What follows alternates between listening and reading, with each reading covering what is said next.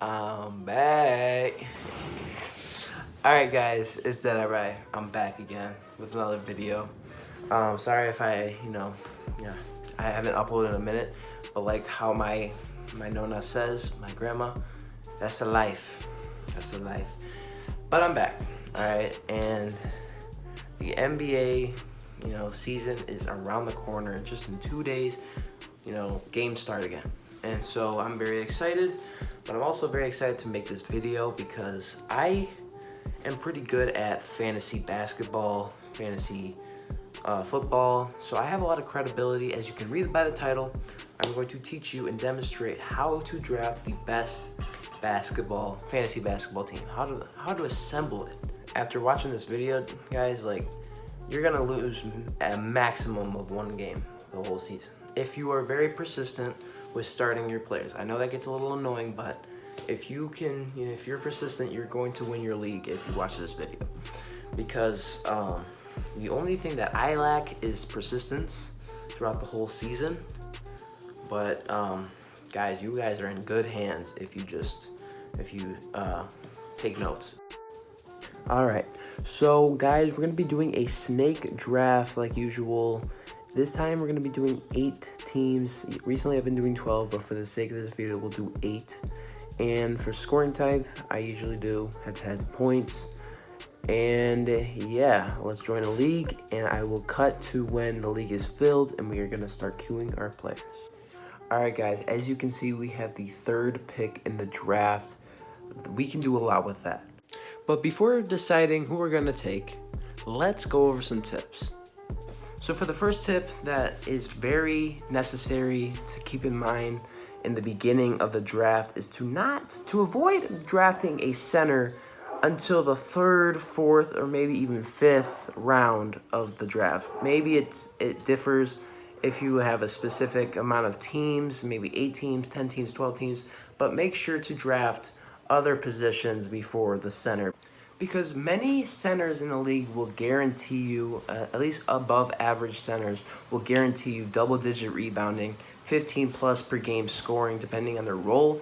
But you're not going to see a point guard. You can't at least guarantee a point guard to average double-digit assists along with 17, 16 points per game. So that way, there's a lot of talent for centers, just for fantasy, that you could just hold off, draft some talent, and use your picks wisely, and then you can start drafting an above average center, and yet it will do its job. Trust me. A player like Hassan Whiteside is a great example for this situation. As you can see, he is the 2nd best center according to ESPN Fantasy. We can all agree he's not, but as you can see by his stats, he's putting up 15 points or more. He's getting boards. He's blocking shots. He's doing exactly what you really need from an above average center, and he's going to give you 25 a night. So for the second tip that I want you guys to remember is that it's not all about scoring. There's passing and rebounding is so important, and there's a lot of players that I will mention that have great stat lines, but everything else, like their assists, their rebounds, aren't that great. And I'm not saying that you shouldn't take them unless they're like a position that you need to take and they're like only one of the only good ones left. But if you have a wide variety, do not take those players. I will mention a few, like I said, because, again, it's all about all-around talent, and these players do not consist of it, and they're not going to really help you win fantasy basketball games. The players that fit these standards is Donovan Mitchell, Jamal Murray, D'Angelo Russell, CJ McCollum, and Kemba Walker. A lot of these are great scorers, as you can see by their stat lines, but they don't really have anything else to offer. And so that's why I recommend you guys to kind of hold them off unless you need them if you're lacking that position. I will be providing you guys the remaining tips later during the draft, but without further ado, let's get started as we have the 3rd draft pick. We can do a lot with that.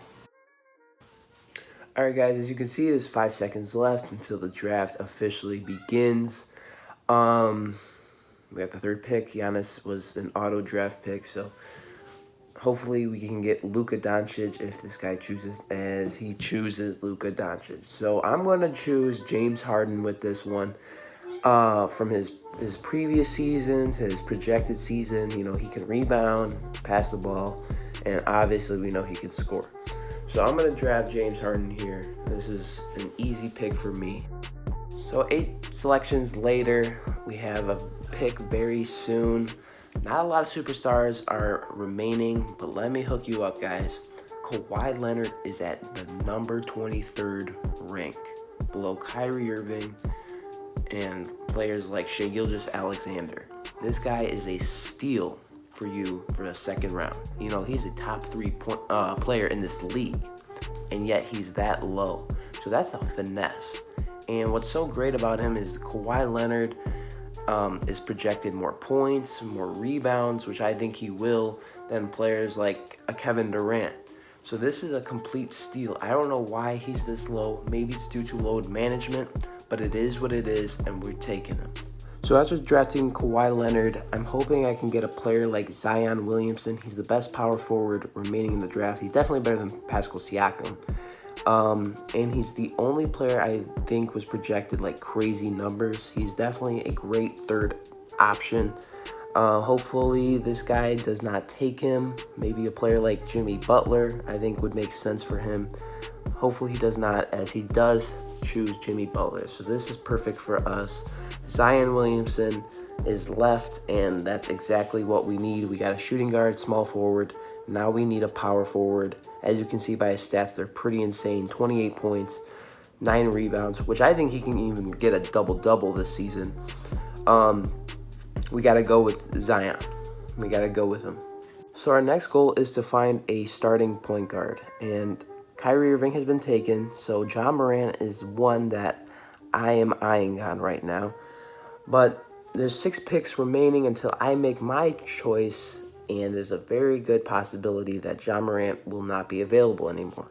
So I have a good second option, and that is a player like De'Aaron Fox, and another player is John Wall. They can pretty much do the same thing as Ja Morant, what Ja Morant can do, but I guess John Wall is a little bit more of a risk, but De'Aaron Fox is a high reward if this situation occurs where Ja Morant has been taken. De'Aaron Fox can pass the ball, he can score, he can play defense, and that's exactly what you need, and he'll give you fantasy points. So that is a good steal if there are not a lot of point guards remaining. I recommend you getting De'Aaron Fox.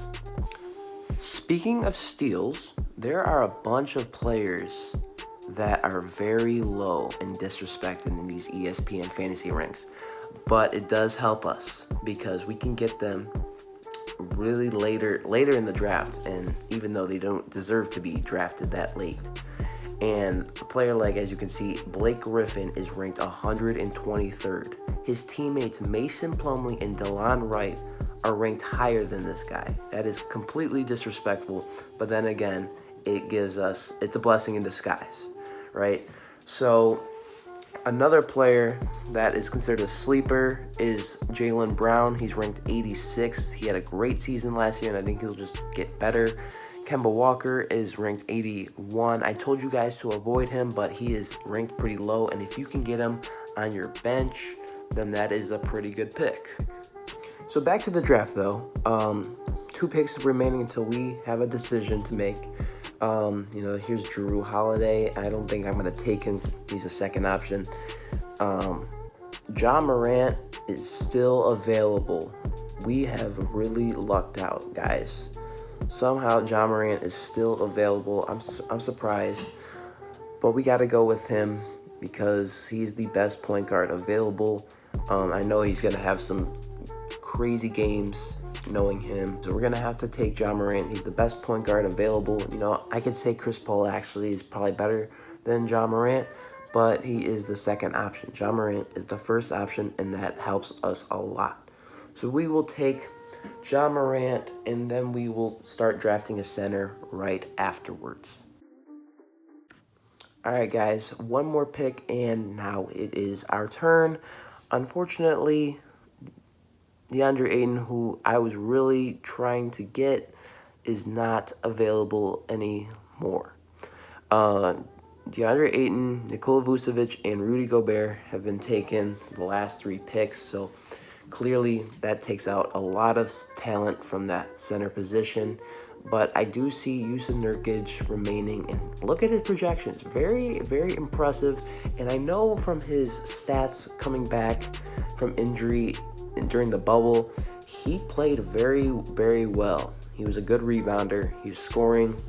And I think he did pretty well in the playoffs too.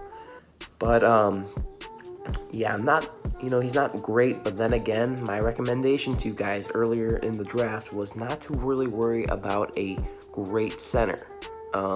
He's a pretty good center, and he's going to do its job because he can grab the boards. He can somewhat play defense, I'm hoping, and he will score. As you can see, 17.6 points per game is great. All right, guys, so it's now our turn to make the first pick of the bench. I got to go with De'Aaron Fox. Kyle Lowry has been taken. I'm not complaining about that.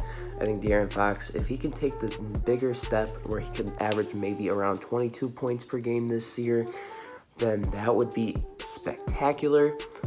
Even if he doesn't and he is doing exactly what he's projected to do, those are really great numbers. He can pass the ball, play defense, and score. He's so athletic, and I think he is a great pick and a great player to invest in, whether he is a starter or a bench player.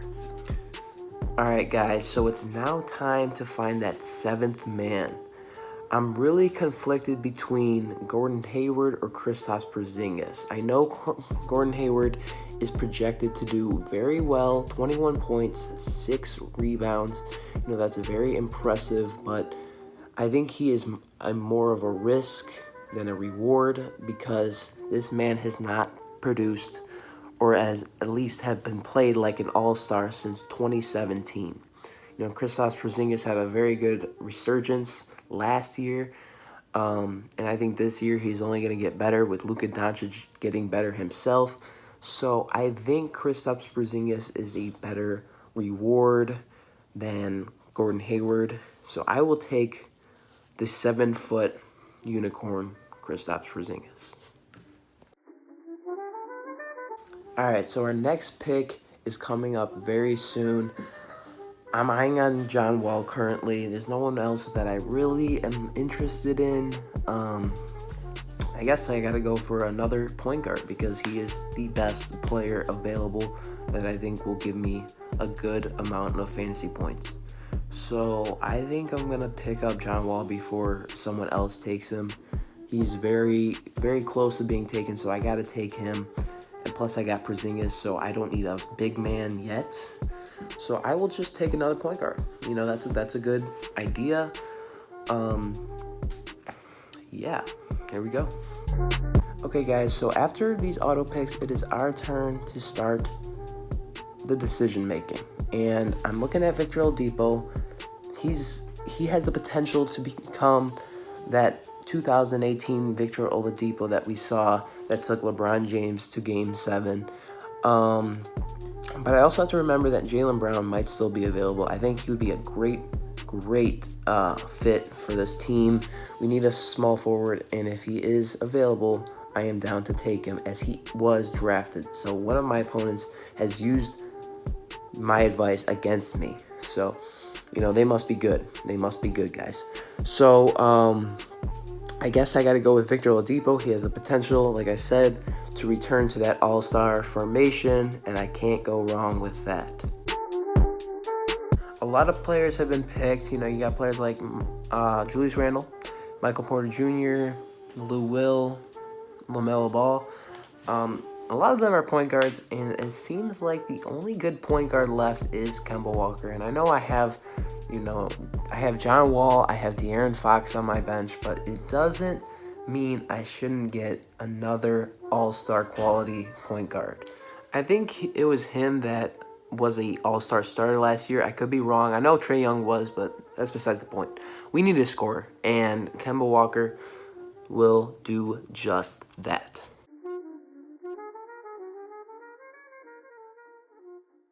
This guy is taking a while, but as I'm waiting, I'm thinking I just kind of need like a small forward. It is now our turn.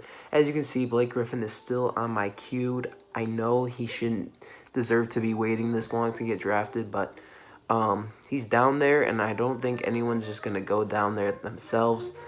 And I think I can finesse my way to get him in a later draft. I think I'll get him next round, but for this one, I kind of need a small forward. I don't have one, as you can see from my lineup on the left. I see Danilo Gallinari. Let's check out his stats. You know what, man? 19 and a half, 6 rebounds, basically.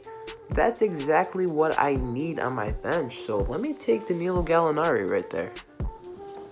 So guys, after patiently waiting, 2 picks remaining, Mason Plumlee and Aaron Gordon has been taken. I am very lucky to see that Blake Griffin is still available. What a blessing in disguise. I know this is disrespectful, like I said. Look at his stats, 21 points, 6 assists. There's no way and no reason why he should be this low. But again, guys, you have to listen and take notes on this video, because what I'm recommending you will give you some great pickups. And having Blake Griffin on my bench is an amazing example of this. The fact that we still got Blake Griffin that late and it still astonishes me. But now we have the next pick, and Boogie Cousins is who I have queued. It really makes sense because we don't have a true center. We have Zingis. He could be our backup power forward, while Boogie can be a center. But it is a good idea to try to spot a few remaining sleepers if there is any. If we're going down the list, yeah, we're starting to see Zaza Pachulia. So clearly there's not that many players available down the list. So I'm just going to take DeMarcus Cousins, that I think could have a pretty good resurgence like John Wall. That is another great pick. So that's going to conclude the draft. This is our team. James Harden number 1, Kawhi, Zion, and Ja as our first 4 picks. Then we got Yusuf Nurkic, a few steals like De'Aaron Fox, John Wall, Kristaps Porzingis, Victor Oladipo, Kemba Walker, Danilo Gallinari, somehow Blake Griffin, and Boogie Cousins. So that's going to wrap up the video. As you can see, guys, we used all the components that I have mentioned in this video that I recommend you to take notes on, and I drafted the greatest team. I know it's only 8 teams, but if you use these components, it will do you very well, and you will only lose a maximum of 1 game. We made great decisions by choosing players that are not centers, and we also made sure to pick up very underrated players, especially under this ESPN ranking system. A lot of players were disrespected in the draft, but guess what? It helps us at the end of the day. Hope you guys have the merriest of Christmases. I'm very excited for this 2021 season, but for now, I'm out, and I'll see you in the next video.